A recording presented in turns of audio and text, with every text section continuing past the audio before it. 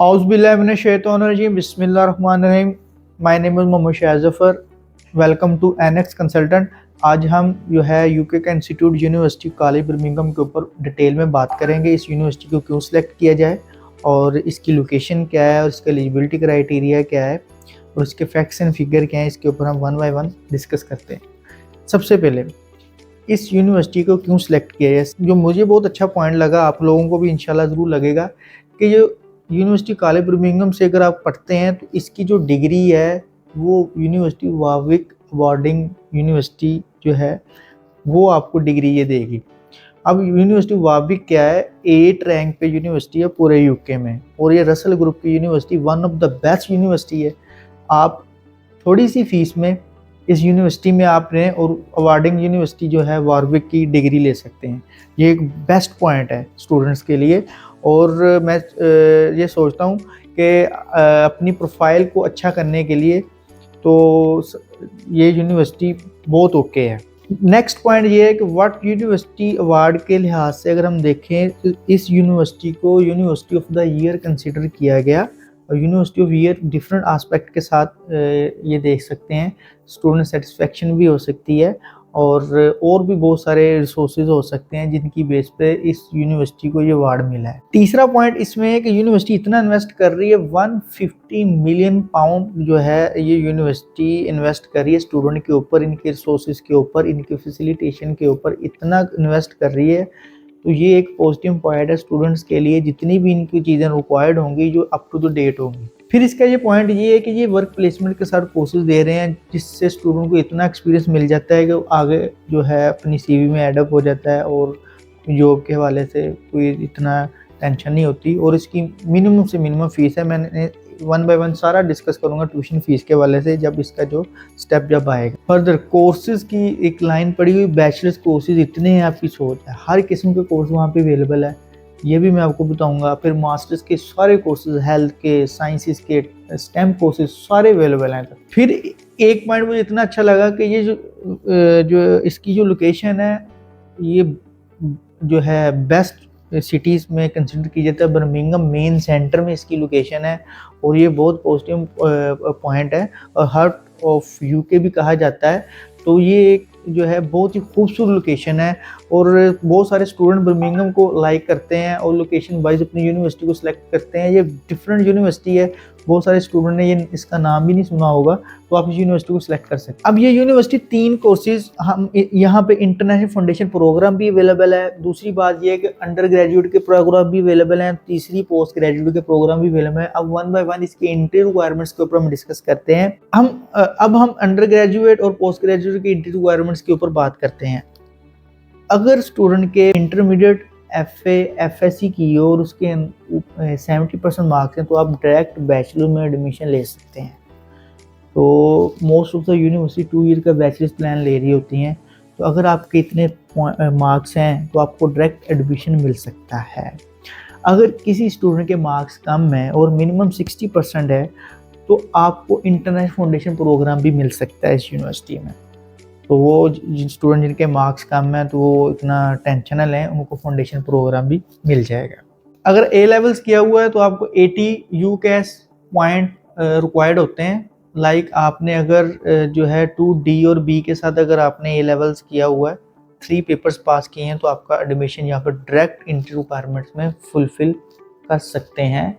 इसके साथ साथ अगर आपका ए लेवल में इससे भी कम ग्रेड आ गए हैं, अगर 2D के साथ आपने ए लेवल पास किया है या 32 यूकेएस पॉइंट के साथ आप अपना एडमिशन ले सकते हैं फाउंडेशन में जी। अब पोस्ट ग्रेजुएट के ऊपर बात करते हैं। पोस्ट ग्रेजुएट में 2 किस्म के प्लान है, एक 2 ईयर का मास्टर प्लान भी है, पोस्ट ग्रेजुएट डिप्लोमा भी जिसे हम कहते हैं, और मास्टर्स प्लान भी है 1 ईयर का। अगर आपके मार्क्स 65% मार्क्स हैं, 4 ईयर बैचलर्स किया हो तो आपका एडमिशन हो सकता है। अगर आपके 2 ईयर का मास्टर अगर उसमें 55% मार्क्स हैं तो फिर भी आपका एडमिशन वहाँ पे पॉसिबल है।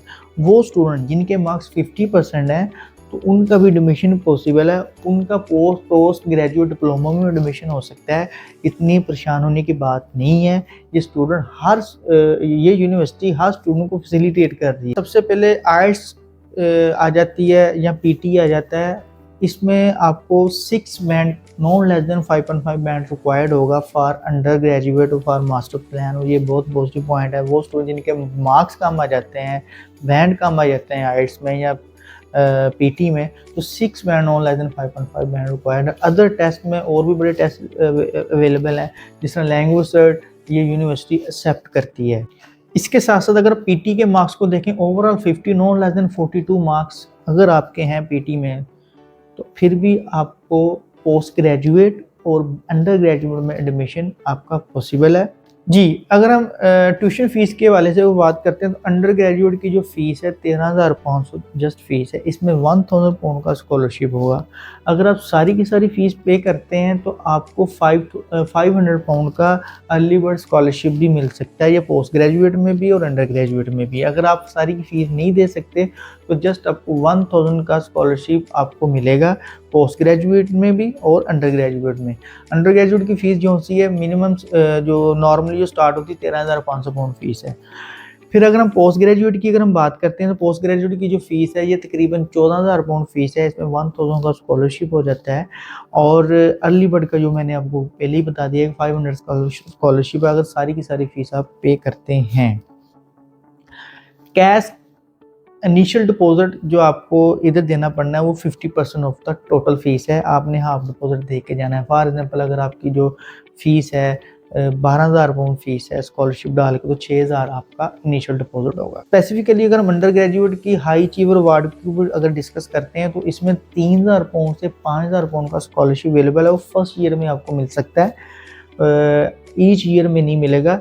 अगर आपके मार्क्स 70 से अबव होते हैं तो ये 3,000 से 5,000 का स्कॉलरशिप भी देते हैं। ये सेपरेटली, ये ऑटो स्कॉलरशिप नहीं होता, ये आपको अप्लाई करना पड़ता है। अगर आपकी प्रोफाइल अच्छी है और आपने अच्छे तरीके से अपनी प्रोफाइल को आप डिस्कस करें, तो आपको ये 3,000 से 5,000 पाउंड का स्कॉलरशिप भी दे सकते हैं, जो आपकी फर्स्ट ईयर की फ़ीस में बहुत ज़्यादा मिनिमम जो है रीजनेबल आपका जो है ऑप्शन बन सकता है। जी, प्लेसमेंट एक्टिविटी की अगर बात करें तो इसमें just 500 pound extra year. For example अगर मास्टर में अगर प्लेसमेंट ये ले रहे हैं, तो पहले साल की फ़ीस अगर आपकी 14,000 पाउंड है, तो आपने नेक्स्ट ईयर में 14,000 पाउंड नहीं देना, आपने जस्ट 500 पाउंड देना, तो आपको 2 ईयर का प्लान मिल सकता है। आइए मैं आपको प्रॉपर बताता हूँ अंडर ग्रेजुएट के कौन कौन से कोर्सेज अवेलेबल हैं और पोस्ट ग्रेजुएट के कोर्सेज कौन कौन से अवेलेबल हैं। इसमें यूनिक कोर्सेज के ऊपर बात करेंगे। सबसे पहले अंडर ग्रेजुएट के कोर्सेज के ऊपर आते हैं।